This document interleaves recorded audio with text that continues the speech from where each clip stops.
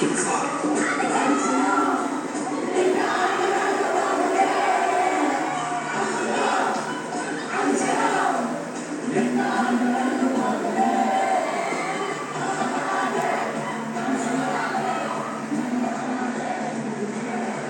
இப்படி இளைஞர்களை கவரும் விதமாக கிறிஸ்தவ பாடல்களை பாடி மத போதனையில் ஈடுபட்டு வந்தார். கோவை மட்டுமன்று தமிழகத்தின் பல்வேறு பகுதிகளிலும் கேரளா, கர்நாடகா போன்ற அண்டை மாநிலங்களுக்கும் சென்று இசை நிகழ்ச்சிகளை நடத்தி வந்தார். இதற்கிடையே தற்பொழுது ஜான் ஜெபராஜ் சிறுமிகளிடம் பாலியல் சீண்டலில் ஈடுபட்டதாக சர்ச்சை புகாரில் சிக்கியுள்ளார்.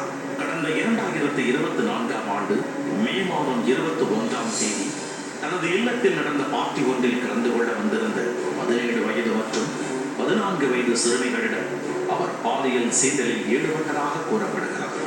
அது தொடர்பான புகாரில் கோவை மகளிர் காவல்துறையினர் விசாரணையில் இறங்கினர். அதில் 17 வயது சிறுமியை மதபோதகர் ஜான் ஜெபராஜின் மாமனார் தத்தெடுத்து வளர்த்து வருவதும், வீட்டில் நடந்த பார்ட்டியின் பொழுது அந்த சிறுமியையும் அவருடன் இருந்த 14 வயது சிறுமியையும் ஜான் பாலியல் சீண்டல் செய்ததாகவும் கூறப்படுகிறார்.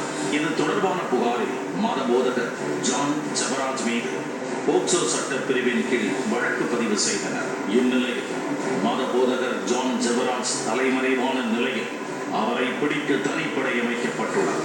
தனிப்படை போலீசார் கன்னியாகுமரி, செங்கோட்டை உள்ளிட்ட பகுதிகளில் தேடுதல் பணியில் ஈடுபட்டு வருகின்றனர்.